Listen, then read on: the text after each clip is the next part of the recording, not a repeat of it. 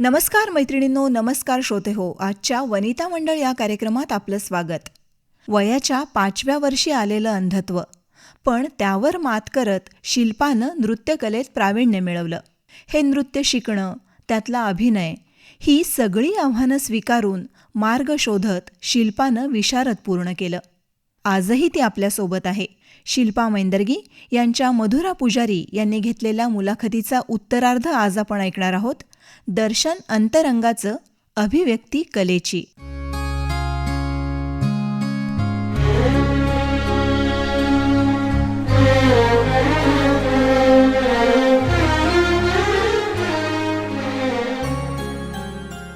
शिल्पानं MA पर्यंतचं शिक्षण पूर्ण केलं आहे आणि तेही अगदी सामान्य शाळेत, सामान्य महाविद्यालयात जाऊन. त्याविषयीच सांगताना ती म्हणाली, आता 1ली ते 4थीपर्यंत मी भारतभूषण शाळेमध्ये शिकले, मिरजेमध्ये. आणि साधारण 4थीपासनं माझं हे डोळ्याचं सगळं सुरू झालं होतं. 5वी ते 10वीपर्यंत विद्यामंदिर हायस्कूल, म्हणजे जिथं माझे बाबा मुख्याध्यापक म्हणून काम करत होते, तिथं मी शिकले. नंतर 11वी ते BA पर्यंत कन्या महाविद्यालय या कॉलेजमध्ये मी शिकले. पण सांगायला इतका आनंद होतो की जिथं जिथं मी गेले तिथं तिथं मला सगळ्यांचं सहकार्यच मिळालं. सगळ्यांनी मला सांभाळून घेतलं. मैत्रिणी असतील, शिक्षक वर्ग असेल. तो अभ्यास कसा केलास तू? हां, आता अभ्यासाची जी पुस्तकं असायची, ती पुस्तकं मला माझ्या घरामध्ये माझ्या बहिणी, भाऊ, माझे आईवडील वाचून दाखवायचे. आणि ज्या वेळेला परीक्षा असेल त्यावेळेला मी आणि माझ्यापेक्षा 1 वर्षाने लहान असणारा रायटर, की आम्हाला दोघांना एका वेगळ्या रूममध्ये बसवलं जायचं. अशा पद्धतीनं मी जो शाळेचा काय अभ्यास असेल तो मी पार पाडला. आणि MAसाठी पोर्शन हा खूप वास्ट असतो, म्हणजे बरीच पुस्तकं रेफरन्स करावी लागतात. तर अशा वेळेला मला अंजली गोखले यांची खूप मोठी मदत झाली. त्या दररोज दुपारी 3 ते 4 या वेळामध्ये माझ्या घरी मला वाचून दाखवायला यायच्या. मग त्यांनी वाचलेलं मी रेकॉर्ड करून घेत होते आणि अभ्यासाच्या वेळेला पुन्हा पुन्हा मी ते ऐकत होते. आणि त्यातून तुझं MA पर्यंतचं शिक्षण पूर्ण झालं. हो. नृत्य असेल, संगीत असेल, या सगळ्यामध्ये 6 सेन्स खूप महत्त्वाचा असतो. तर हा 6 सेन्स व्यावहारिक आयुष्यात जगताना कसा उपयोगी पडतो, असं काही घडलंय का?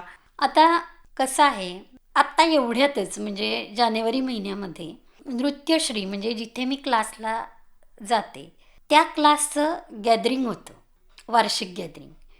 आणि तिथं मला धनश्रीताईंनी गेस्ट म्हणून बोलवलेलं होतं. मी सुरुवातीला म्हटलं ताईंना, अहो ताई, गेस्ट म्हणून कशासाठी, मी अशीच येईन ना विद्यार्थिनी म्हणून. तर नाही, तुझा 28 वर्षांचा जो प्रवास आहे तो प्रवास तुला सांगायचा आहे आपल्या पुढच्या या पिढीला.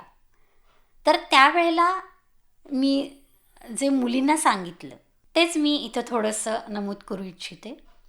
नृत्य ही सर्वांगीण कला आहे, म्हणजे यामधून नर्तकीचा शारीरिक विकास, मानसिक विकास, आध्यात्मिक विकास, बौद्धिक विकास, अशा सगळ्या प्रकारचे विकास होत असतात. कारण नृत्य हे संगीताशी निगडीत आहे. आणि मग ते संगीतातली तालाची गणितं, त्याच्यातले तोडे तुकडे, याचा अभ्यास करत असताना ती नर्तकी इतकी चपल होते. तिच्यामधली शारीरिक चपलता, मानसिक चपलता, बौद्धिक चपलता इतकी वाढते की व्यवहारामध्ये सुद्धा त्याचं प्रतिबिंब हे आपोआप पडायला लागतं. इतर मुलींपेक्षा नृत्य शिकणारी मुलगी चालताना सुद्धा ओळखली जाते. का तर तिच्यामध्ये तो एक डौलदारपणा येतो. असंच सगळ्या बाबतीमध्ये होतं. म्हणजे ती एक प्रकारची चपलाई आपोआपच निर्माण होते. म्हणजे इतर व्यवहार करताना सुद्धा या गोष्टीचा तुला उपयोग होत गेला. हो. हा 28 वर्षाचा तुझा जो प्रवास आहे नृत्याचा, आणि त्याबरोबरीनं इतरही आयुष्यातला जो त्याआधीचा प्रवास, असा हा प्रवास करताना काही वेगळे अनुभव तुला आले का? आणि कशी सामोरी गेलीस तू त्या अनुभवांना? एक होता कार्यक्रम असा विट्याला माझा ठरला होता. आणि त्यावेळेला काय झालं, ऑक्टोबर महिन्यामध्ये तो कार्यक्रम होता. आणि त्यावर्षी इतकी प्रचंड हिट होती की जाताना मला त्या हिटचा भयंकर त्रास झाला. म्हणजे मी वॉमिटिंग करतच गेले होते. आणि मला इतकं या गोष्टीचा तणाव आला होता की आता तर नृत्याचा कार्यक्रम आहे आणि आपली तब्येत बिघडली आहे, तर मग आता काय करायचं आपण. पण तिथं गेल्यानंतर त्या शाळेच्या ज्या मुख्याध्यापिका बाई होत्या, तर त्यांनी इतकं प्रेमानं आणि शांतपणानं मला समजवलं. त्या म्हटल्या की नाही, तू आधी थंड हो म्हटल्या. त्यांनी दूध कोल्ड्रिंक मागवलं, मला ते प्यायला दिलं आणि सांगितलं की तुला आत्ता बरं वाटत नाही ना, आपण एक काम करूया म्हटल्या, आधी थोडी तुझी मुलाखत घेऊया आणि मग तू नृत्याचं सादरीकरण कर. तिथले एक सर होते, त्यांनी माझी मुलाखत घेतली आणि ती घेता घेता इतकी मी त्या भावनेशी तद्रूप होऊन गेले की मी विसरलेच की आपण आजारी आहोत. आणि त्यानंतर मग नृत्याचं सादरीकरण तर एकदमच छान होऊन गेलं. फारच छान. आणखीन एक गोष्ट सांगायची म्हणजे जेव्हा मी मुंबईला गेले होते हं. 2007मध्ये, गुरुपौर्णिमेच्या निमित्त कार्यक्रम होता, तर माझं सादरीकरण बघितल्यानंतर लोकांना हे पटत नव्हतं की मला दिसत नाही आहे. तर तो कार्यक्रम झाल्यानंतर स्टेजवरनं मी जेव्हा खाली उतरले, त्यावेळेला तिथल्या काही स्त्रिया माझ्या जवळ आल्या आणि त्या माझ्या गालाला स्पर्श करून बघत होत्या. त्या जवळ येऊन माझं निरीक्षण करत होत्या की खरंच हिला दिसत नाही आहे का. तर हा एक अनुभव वेगळाच होता. आणि तो मला वाटतं की आपण पॉझिटिव्हली सकारात्मकतेनं घ्यायला हरकत नाही की ही आपल्या कलेला मिळालेली दादच आहे. वादच नाही. श्रोते हो, बघितलं का तुम्ही, हा शिल्पाचा जो प्रवास आहे तो अत्यंत प्रतिकूल गोष्टीतून, प्रतिकूलतेतून तिनं केलेला आहे आणि आज भरतनाट्यममधली उत्तम नृत्य कलाकार म्हणून ती परिचित आहे. शिल्पा, हे तुझं शिक्षण 28 वर्षांचं भरतनाट्यममधलं तू घेतलेलं आहेस आणि अविरतपणे तू त्यावर काम करतीयेस, त्याचा रियाज करती आहेस, ही नृत्यकला तू सादर करत आहेस. तर या टप्प्यावर आल्यावर तुला काय वाटतं? उद्देश, ध्येय, नृत्यविशारद ही तर पदवी घेतलीच, नंतर टीमवीची MA ही पदवी घेतलीच, पण इथंच आपलं शिक्षण थांबलं का? इथंच आपलं ध्येय थांबलं का? तर नक्कीच नाही. आता ज्या पुढच्या पिढ्या आहेत मुलींच्या, की ज्यांना परकीय नृत्यांचं आकर्षण वाटतंय, तर त्यांच्यासमोर आपल्या नृत्याचं सादरीकरण करून या नृत्याची किती महती आहे ही गोष्ट मला त्या मुलींच्या समोर मांडायची आणि हेच माझं ध्येय आहे. मग त्यासाठी काय करायचा विचार तू केलायस? विचार म्हणजे आत्ता सध्या तर मी जागोजागी कार्यक्रम करतच आहे. तर या कार्यक्रमाच्या माध्यमामधूनच आपला विचार त्या मुलींच्या पर्यंत पोचवायचा. म्हणजे मी करू शकते तर तुम्ही पण करू शकता आणि यात खूप सौंदर्य आहे, ही आपली कला आहे आणि ती जोपासली पाहिजे हे तुला त्यांना सांगायचं आहे. मग हे तू सांगतेस प्रत्येक कार्यक्रमामध्ये? हो, सांगते तर. आपण भारतीय आहोत म्हटल्यावर आपल्याला भारतीय संस्कृतीचा प्रचार आणि प्रसार करायचा आहे आणि ही जबाबदारी आपली आहे. हेच मी त्यांना वेळोवेळेला समजावून सांगत असते. तुला अनेक पुरस्कार मिळाले असतील ना या सगळ्या तुझ्या प्रवासाबद्दल आणि अनेकांना तुझ्याकडून प्रेरणा मिळाली असेल.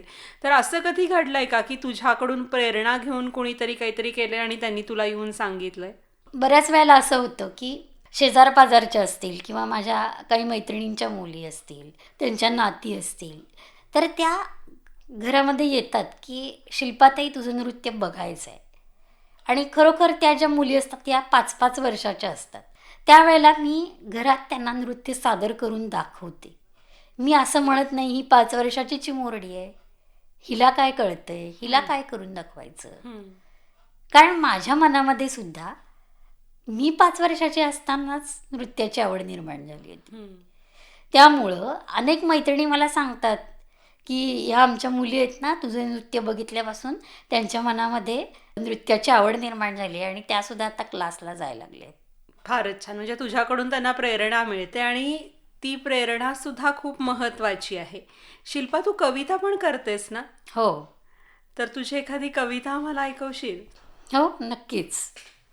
एक अशीच छान सुचलेली कविता की जी मी कधीच विसरू शकणार नाही आणि जी अगदी माझ्या अंतर्मनातून आलेली आहे. हे भगवंता, मला तुझ्या मंदिराच्या दारासमोरचा धुरळा बनव, म्हणजे तुझ्या एका दृष्टिक्षेपानं माझं जीवन धन्य होऊन जाईल. हे भगवंता, मला तुझ्या मंदिराच्या पायरीचा दगड बनव. म्हणजे भक्त जेव्हा तुझ्या दर्शनाला येतील तेव्हा त्यांच्या पदस्पर्शानं माझं जीवन पवित्र होऊन जाईल. हे भगवंता, मला तुझ्या मंदिराचा उंबरा बनव. म्हणजे भक्त जेव्हा तुझ्या भेटीला येतील तेव्हा भक्ती मला ओलांडून आत प्रवेश करेल. हे भगवंता, मला तुझ्या मंदिरातलं तुझ्यासमोर असणारं पितळी कासव बनव. म्हणजे भक्त जेव्हा त्याच्यावरती आपलं मस्तक टेकतील तेव्हा त्यांचं भक्तियुक्त अंतःकरण, भक्तियुक्त मन मला धारण करता येईल. हे भगवंता, मला तुझ्या मंदिरातली घंटा बनव. म्हणजे तिच्यामधून येणाऱ्या मंजूळ स्वरामुळे मला तुझ्याकडे येण्याची ओढ लागेल. हे भगवंता, मला तुझ्या मंदिराच्या गाभाऱ्यातली समई बनव.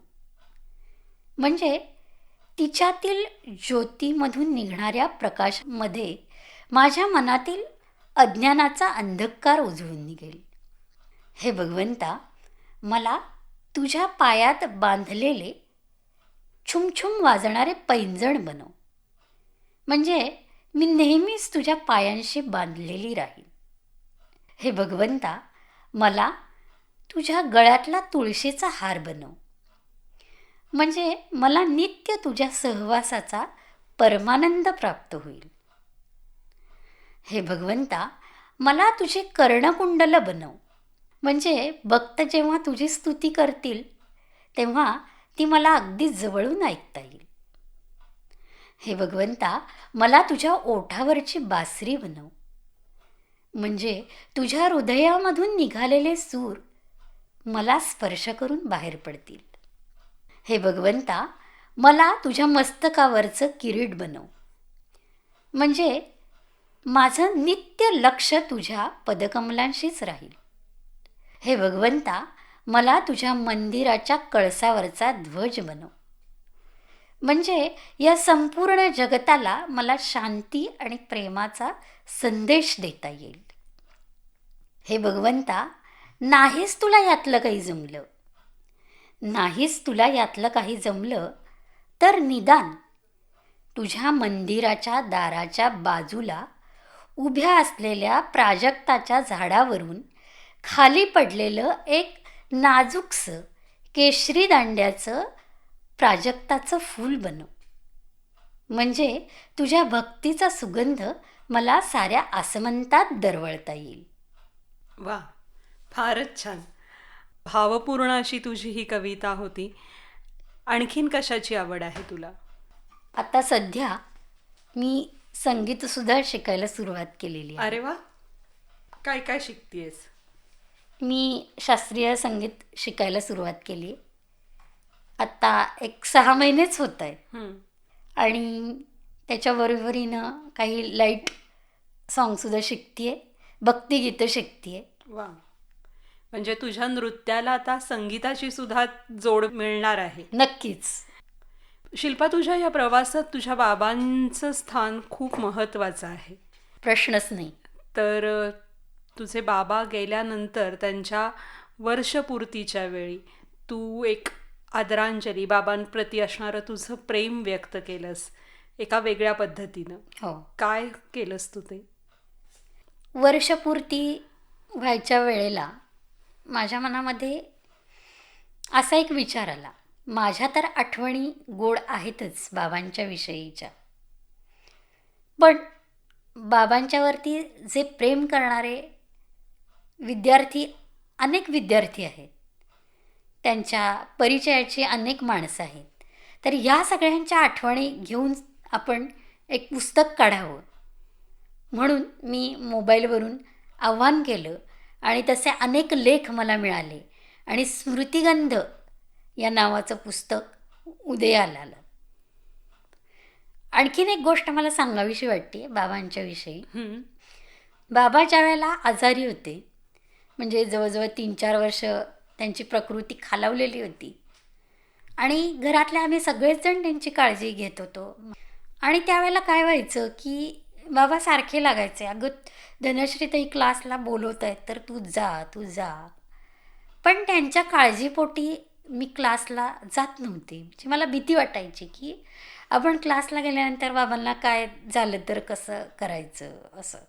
या भीतीपोटी मी जात नव्हते. तर तेव्हा ते मला सारखं म्हणायचे, "अगं तू माझ्यात अडकून पडू नकोस. तुझ्यासमोर तुझं भविष्य आहे हं. आणि हे निसर्ग चक्र आहे. तेव्हा तू क्लासला जा." तर ह्या सगळ्या आठवणींनी माझ्या मनामध्ये घर केलेलं होतं आणि त्यावरून एक कवितासुद्धा मनामध्ये एक सुचली होती. त्याच्या 1-2 ओळी मी सांगते. हो.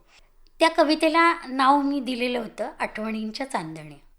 आठवणींच्या चांदण्यांनी आसमंत सारा भरला आहे. एक एका चांदणीने लक्ष माझे वेधले आहे. एक एका चांदणीने लक्ष माझे वेधले आहे. आणि आत्ताच मी जी आठवण सांगितली हं. त्या आठवणीला अनुसरून मी शेवटच्या 2 ओळी घेतलेल्या आहेत. त्या ओळी अशा आहेत की ती चांदणी जी आहे, आठवणीची चांदणी आहे, ती चांदणी म्हणतीये मला, "फिरुनी चालले मी परी, फिरुनी चालले मी परी, हात घेण्या हाती तुझा, सूर्य क्षितिजावर थांबला आहे, सूर्य क्षितिजावर थांबला आहे." आणि खरोखर आज त्यांची आठवण मला इतकी येते आणि त्यांनी म्हटल्याप्रमाणे त्यांच्या नंतरसुद्धा, त्यांच्या पश्चातसुद्धा इतके कार्यक्रम मला मिळत गेले. माझ्या त्या कार्यक्रमांना इतका मोठा प्रतिसाद होत गेला. ही खरोखर त्यांचीच कृपा आहे, त्यांचेच आशीर्वाद आहे. आणि हे बघून त्यांनाही खरं तर खूप बरं वाटत असेल आणि तुझा अभिमान पण वाटत असेल. नक्कीच. शिल्पा, विवेकानंद असं म्हणतात की आपल्या अंतरंगात असणाऱ्या गोष्टीचं प्रकटीकरण म्हणजे शिक्षण असतं. आणि याचं मूर्तिमंत उदाहरण म्हणजे तू आहेस. हे करत असताना हा कलेचा जो प्रवास आहे तर हा तुझ्या अंतरंगातून जी तुला स्फूर्ती मिळाली त्याचा हा प्रवास आहे. नक्कीच. ह्याचा जर आध्यात्मिक पातळीवर आपण शोध घेतला तर अनेक तत्वचिंतक नेहमी असं सांगतात की तुम्ही आत पहा, तुमच्या अंतरंगात पहा. तुमच्या अंतरंगात तुम्हाला सगळ्या प्रश्नांची उत्तरं मिळू मिळतील. शकतील आणि हे तुझ्या बाबतीत खूप प्रभावशाली आहे आणि ते तू प्रकटीकरण त्या तुझ्या अंतरंगाचं इतक्या छानपणे केलेलं आहेस की सगळा विचार नृत्यांनी तुझा भारून टाकलेला, येणारा जाणारा श्वास, अंतरंग, रक्तवाहिन्या, धमन्या हे सगळं तुझं नृत्यमय झालेलं आहे आणि त्याचा हा प्रवास आज आपण ऐकला. आज तू आकाशवाणी सांगलीच्या स्टुडिओत आलीस आणि आमच्या सगळ्या मैत्रिणींशी, श्रोत्यांशी खूप छान गप्पा मारल्यास. याबद्दल आकाशवाणीच्या वतीनं आणि सगळ्या श्रोत्यांच्या वतीनं तुझे खूप आभार. धन्यवाद. मी जाता जाता सर्व रसिक श्रोत्यांसाठी एक शेर सांगेन. खुद को बुलंद कर इतना तेरी तकदीर से पहले, खुद को बुलंद कर इतना तेरी तकदीर से पहले, कि खुदा भी आकर तुझसे पूछे, कि खुदा भी आकर तुझसे पूछे, बंदे तेरी रजा क्या है. Very good. धन्यवाद. फारच छान.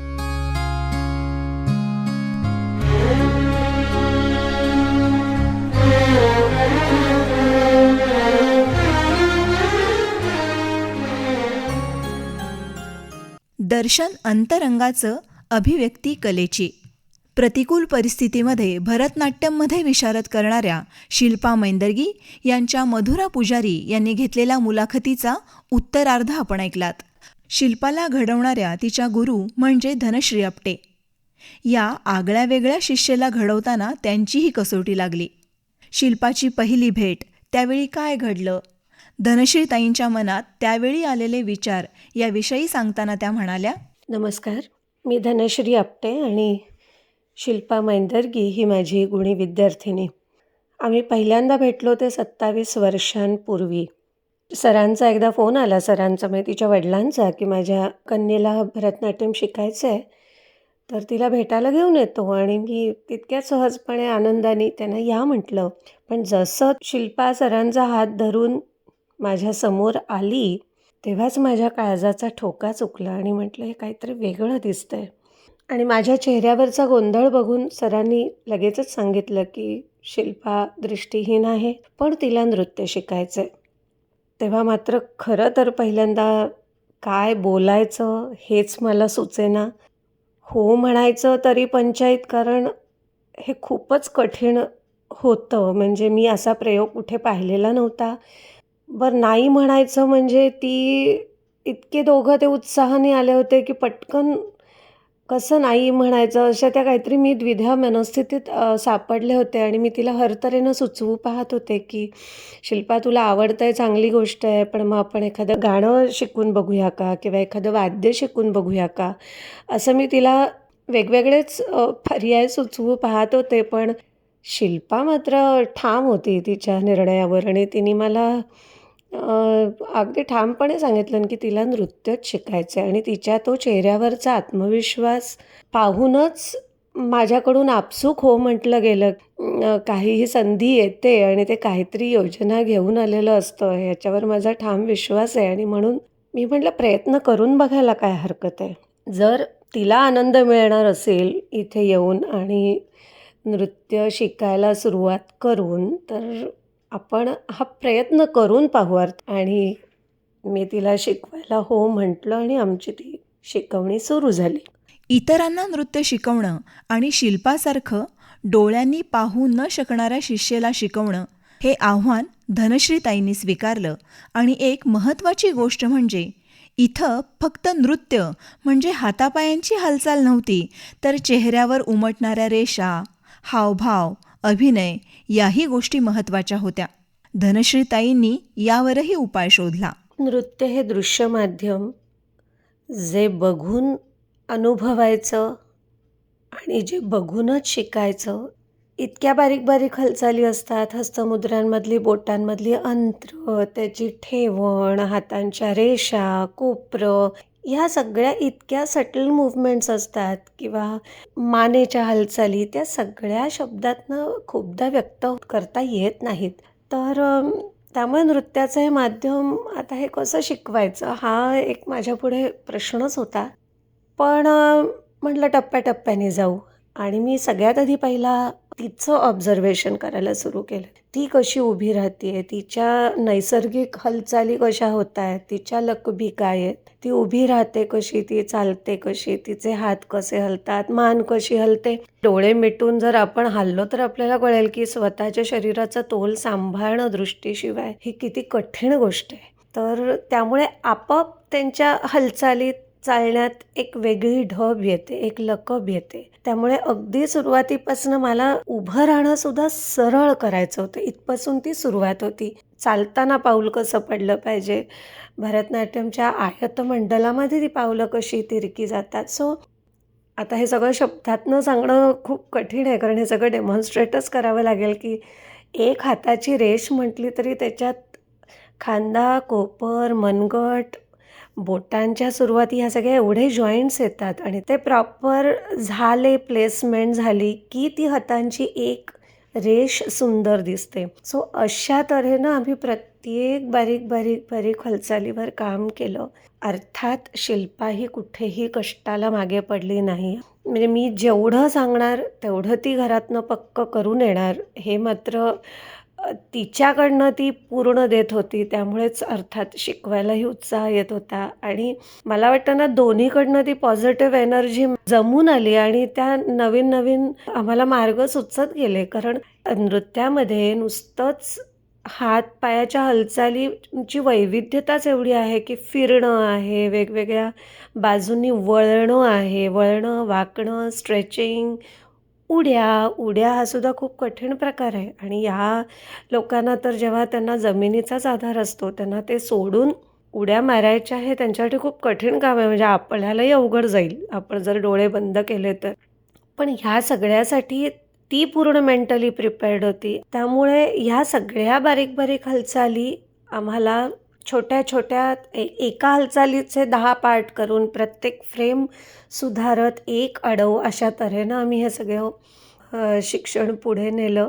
आणि खूप वर्णन करायचं म्हणजे इव्हन अभिनयामध्ये सुद्धा. कारण नृत्यामध्ये एक वेळ ठीक आहे की तंत्र सांगता येईल, हातपाय हलवून ती माझे हात चाचपणार, मी तिचे हात हलवणार. हे सगळं करत आम्ही शुद्ध नर्तन आणि अभिनयाचे 2 भाग असतात. सो शुद्ध नर्तनाचा भाग आम्ही पूर्ण करत आणला. पण अभिनयाचं काय करायचं? इथे थोडंसं परत एक आम्हाला पॉज घ्यायला लागला होता. अभिनय कसा शिकवावा याचा बाबत विचार करत असताना एक विचार मनात असाच चमकून गेला, की आपण लहान मुलांना गोष्टी सांगतो आणि ती जर गोष्ट प्रभावीपणे जर एखादी व्यक्ती सांगणारी असेल, तर पाहिलं तर आपण त्या मुलांचे चेहरे ते इतके त्या गोष्टीशी छान तद्रूप होतात, की ते गोष्ट ऐकतानाच त्या मुलांचे चेहरेही आपोआप बदलत असतात. म्हणजे ते इतके त्याच्याशी तल्लीन होतात, त्या भूमिका ते जगायला लागतात आणि ते ऐकता-ऐकता त्यांचे चेहरे बदलतात. हा आपला घराघरातला अनुभव आहे. बस मी एवढाच एक धागा पकडला आणि जर शिल्पा विचार करू शकते, ती अतिशय संवेदनशील आहे, तर या भावना उमटणं का जड जाईल? अभिनय नक्कीच जमू शकेल. असा एक आशेचा किरण दिसला आणि मग तीच एक पद्धत मग मी अवलंबायला लागले, की जे काही एखादं पद शिकवायचं आहे, अभिनयाची ओळ शिकवायची आहे, तर ती एकच ओळ घेऊन मी खूप बोलायचे. म्हणजे ती इतक्या विस्तृतपणे मांडायची, की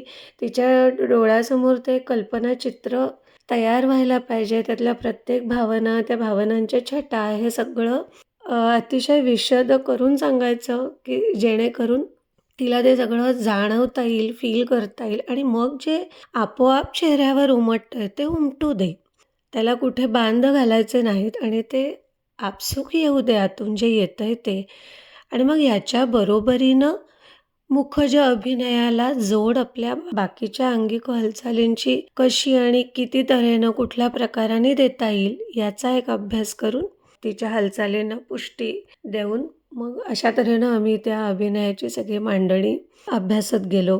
मला हे असं जाणवायला लागलंच होतं, की येस तिच्या चेहऱ्यावर ते सगळं दिसतंय आणि ती अभिनयाची पण रचना करू शकतीये. पण अर्थात हे दुसऱ्यांनी म्हणणं गरजेचं होतं, कारण आपलं मूल आपल्याला छानच वाटतं.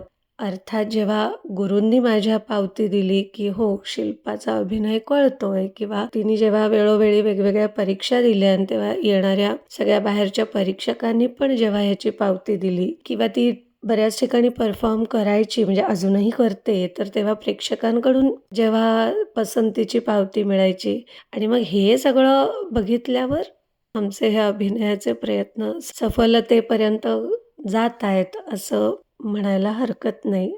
मैत्रिणींनो, शिकवणं हे शिकणं असतं असं म्हटलं जातं. शिल्पा मैंदर्गी हिच्या गुरु धनश्रीताईंनी अनेक प्रयोग केले, विविध मार्ग शोधले आणि त्यांना शिल्पाचीही साथ मिळाली आणि अंतरंगाचं दर्शन घडलं. तिला शिकवताना आणि एक विचार मनाशी केला होता, की आपण योगाभ्यासामध्ये प्राणायामाचा अभ्यास करताना आपल्याला श्वासाचा प्रवास बघायला शिकवलं जातं, की आपण नाकाने श्वास घेतो पण तो आत कसा जातो तो बघा, तिथे लक्ष केंद्रित करा. आणि खरं आहे म्हणजे ही एक इनर साईट आपल्याला असते, अंतःचक्षू पण असतात.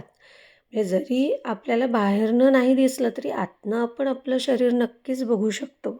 आणि मग ह्याचा एक मी आधार घेतला, की मग प्रत्येक हालचाल जरी ती हात बघू नाही शकली, तरी तो हात ती आतनं त्याची हालचाल तिला जाणवूच शकते.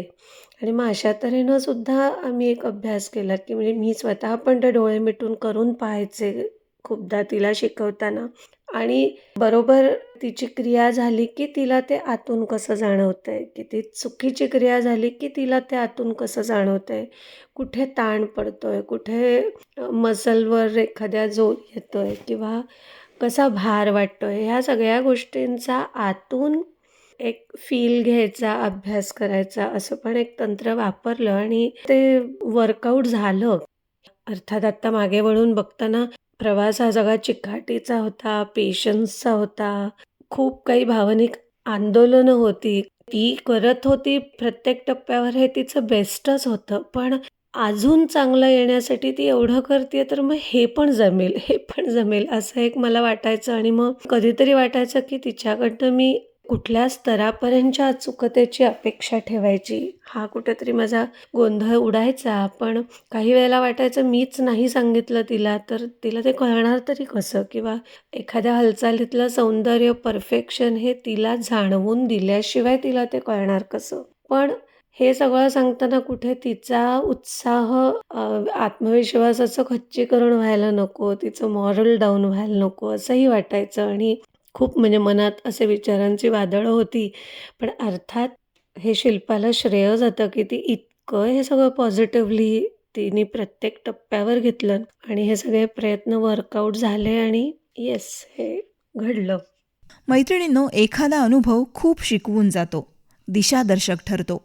शिल्पाला शिकवल्यामुळं अशा दृष्टी नसणाऱ्या आणि नृत्याची आवड असणाऱ्या शिष्या आपण घडवू शकतो, हे धनश्री आपटे यांनी आता जाणलंय. ह्या सगळ्या प्रवासात शिल्पा एक शिकली, मी तिला शिकवलं. पण पुढे जाऊन असं एक नक्कीच वाटतंय, की दृष्टिहीन मुलींसाठी म्हणून भरतनाट्यम नृत्य शिकण्यासाठी एक जर वेगळं तंत्र विकसित करता आलं, एक त्यांच्यासाठी अभ्यासक्रम तयार करून ते कसं शिकवायचं ह्याचं एक तंत्र जर मला बनवता आलं या सगळ्या अनुभवाचा फायदा घेऊन, तर माझी नक्की इच्छा आहे आणि तसा विचारही आहे. आणि अर्थात या कामात मला शिल्पाची अत्यंत मदत होणार आहे. बाह्यचक्षू नसताना, अंधत्व असताना भरतनाट्यममध्ये विशारद करणाऱ्या शिल्पा मैंदर्गी आणि या शिष्येला घडवणाऱ्या तिच्या गुरु धनश्री आपटे, या दोघींचंही अनुभवकथन आपण ऐकलं. आपल्याजवळ काय नाही याचा विचार करून खंतावण्यापेक्षा आपल्याजवळ जे आहे त्याचा उपयोग करून स्वतःला सिद्ध करणं. मैत्रिणींनो, शिल्पाचा हा प्रवास आपल्याला ही गोष्ट शिकवतो. आणि याबरोबरच आजचा वनिता मंडळ हा कार्यक्रम आता समाप्त करत आहोत. मला वरद आला आणि या कार्यक्रमाच्या सादरकर्त्या तेजा दुर्वे यांना आता निरोप द्या. नमस्कार.